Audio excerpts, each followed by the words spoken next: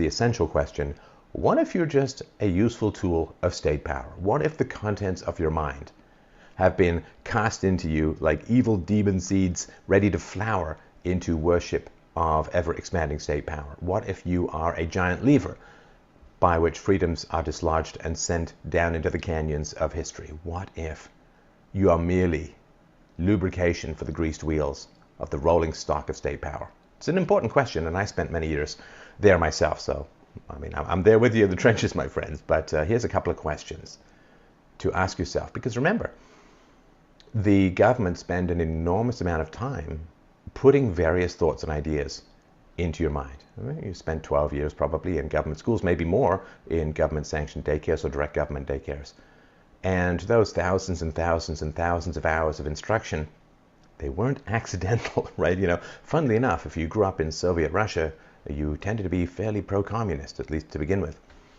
So maybe the ideas that are planted in your head are investments for the payback of worshipping state power. Or in other words, feeling anxiety about freedom. Because when somebody proposes freedom, when somebody proposes economic freedom, i.e. you get to keep your money and not hand it all over to the government in the form of taxes, when people talk about less regulation, ending the welfare state and so on, what do you feel? Well, most people feel anxiety. They feel stress, they feel worry, they feel concern. Why is that? Freedom is a good thing, right? Why would we feel anxiety and fear regarding basic freedoms? Well, because that's how we're programmed. So we think, we have the fantasy that a problem is solved by turning it over to the state. And we have a paranoid fantasy that increased freedom will cause those problems to get worse. Well, this is not accidental, right? I'm not saying there's some big plan, you know, like the lions who hunt the zebra who end up circling it and then pouncing on it, or the hyenas or whoever, the jackals who are chasing. They don't have a big plan. They don't have a whiteboard. They just have an instinct for bringing down their prey. And this is the case with the state and propaganda. It's not just the government. It's academia, which is dependent on state power. It's the media industry, which is dependent on state power, licenses and government-protected unions and so on. It is all, you know, one big mishmash designed to turn you into a kind of human crop, wherein you believe that the water in the air is state power, and you believe that a freezing storm is freedom. And this is where your emotions are triggered. So you could be just a useful tool for state power and those around you. They are robots sown by evil farmers to consistently and mindlessly chant, more state, more state, more state, because of course that's what the state, hey, I'll deliver you more state if you just ask for it out of the goodness of your heart. So here's just two quick examples. There are many, many more, but it's a litmus test. Are you a useful tool of state power? So first, let's look at environmentalism. Now, environmentalism, of course, has, as reasonable people do, concern for the continuity of natural resources.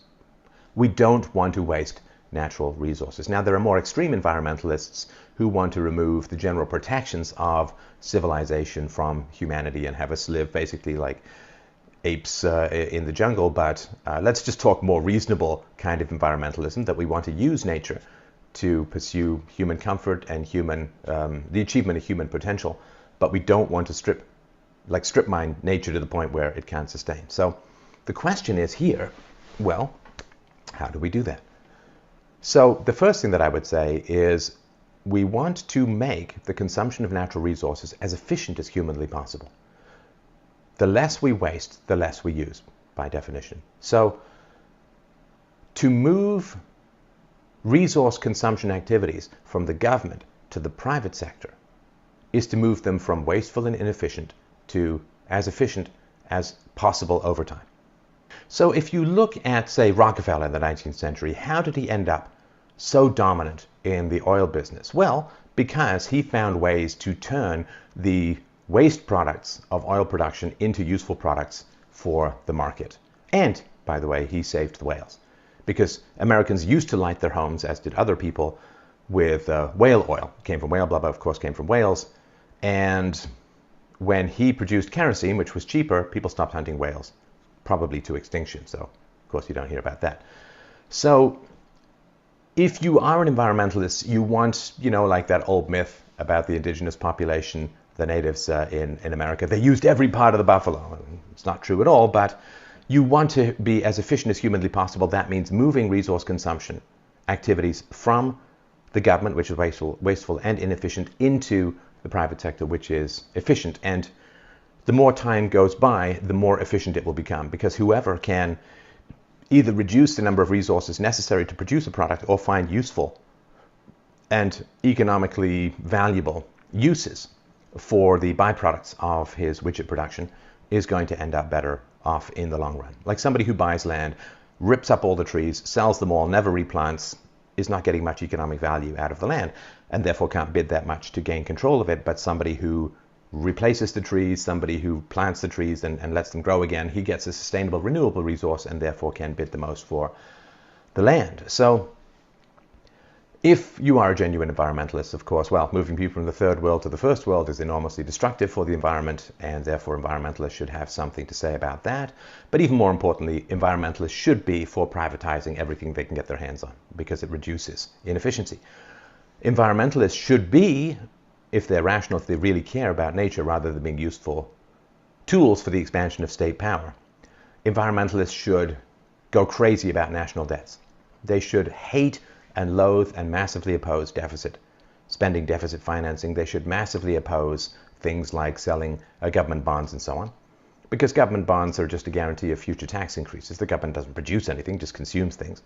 And therefore, if the government is going to pay you 3 cents on the dollar, year over year and pay you off in 5 years, well, you're just guaranteeing yourself a future tax increase by having the government pretend to pay you more than what it takes. And the reason why, if you look at sort of the $20 trillion plus that America has in national debt, well, that's $20 trillion of resource consumption. You spend the money, you're consuming resources somewhere.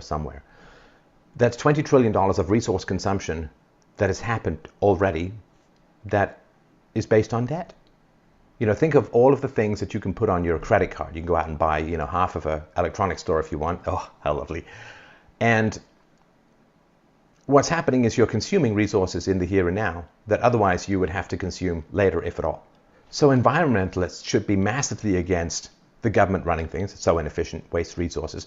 And they should be massively against national debts and national deficits and unfunded liabilities and all that kind of stuff. So this is just very tip of the iceberg stuff, but if they were genuine environmentalists who cared about the sustainability of nature, they would be pro-free market and anti-government debt and deficits. But have you ever seen a significant environmentalist group that rails against the national debt, that rails against deficits, and demands the privatization of roads? Imagine if roads were privatized. One of the reasons America has this giant oil-burning car culture is because in the 1950s, under Eisenhower, the federal government built all of these interstate highways, all of these roads that let everyone move out, move far away. And of course, people try to escape terrible government schools in inner cities by moving out to the suburbs, which again expands. Oh, and just think of the 2008 housing crisis.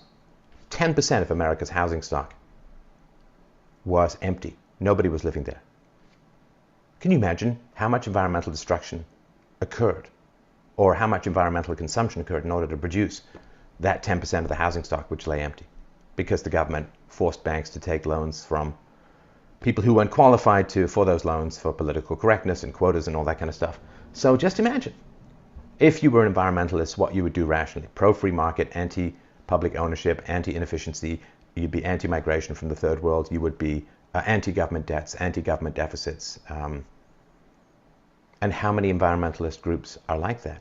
Well, the old saying, environmentalists are like watermelons. Red, communist on the inside and green on the outside. Just useful tools for state power. Number two, which we can do more briefly, I suppose, is let's say that you're a feminist or somebody who thinks that there's male oppression and patriarchy and privilege and all that. Well, what happens? Well, one of two things happen. Either you talk women, and it's almost always white women, out of having babies. Well, if you talk women out of having babies, then you end up with a population decline which cannot sustain social programs that women often vote for. You're not helping the women, right? Don't have any babies because men are pigs, men are patriarchs. Then there's no tax base to support your old age pensions and your old age health care, and so it's all nonsense, right? Or what happens is, but then let me just sort of back up for a sec, because then what happens is if you talk white women in general out of having babies, then the government uses the population decline as an excuse to bring people in from the third world who are going to vote for bigger government. Of course, right? I mean, so you are a useful tool for state power. Now, if, on the other hand, women still go ahead and have babies with men, but you keep whispering in their ear, Iago style, that men are pigs, men are patriarchs, men are horrible, rape culture, blah, blah, blah, then you're going to undermine the continuity of the relationships. You know, men and women, we're designed to work together. We're designed to fit together, both physically, psychologically, biologically, and all that. I mean, we're a team that raises babies, and nature would not design us to be in opposition to each other. It would make no sense, right? But what happens is you end up with divorces or single mothers and so on. And by the way, when was the last time you saw an environmentalist rail against divorce? Say to married couples, you have to stay together. Because when you divorce, you end up usually with 2 cars and 2 houses and lots of driving back and forth and 2 sets of toys, and it's hugely environmentally destructive for there to be divorce. So let's get back to couples staying together and so on. Well, of course, divorce is very good for the state. Divorce is fantastic for the state because if it's a single mom, she's going to often end up dependent on government programs and therefore is going to vote for bigger government. And lawyers who love the state and are often loved in return, although not in ways fit for family consumption. But lawyers, of course, love divorce. I mean, they get very rich out of it and so on. And of course, by moving resources from a shared environment where the man often restrains spending to women who generally spend more, you end up with this, quote, stimulation of the economy and, again, excessive consumption of resources. So if you look at things like environmentalism and feminism, and we can go through a lot of the other isms, are they in alignment rationally with their stated objectives, or are those who fall for these scams as they currently stand? Don't get me wrong. Equal rights for women, sure. Protect the environment, sure. But you want to do it rationally. But instead what people do is they swallow the bait of thinking they're doing good. But they actually get the hook of advocating for expansions of state power. And that, of course, is the entire purpose. Or to be more accurate, most people who pursue these false ideologies, they end up eating the tasty bait of virtue signaling and moral self-congratulation. It's their children who get the bitter hook. Stefan Molyneux, Free Domain Radio. Thank you so much.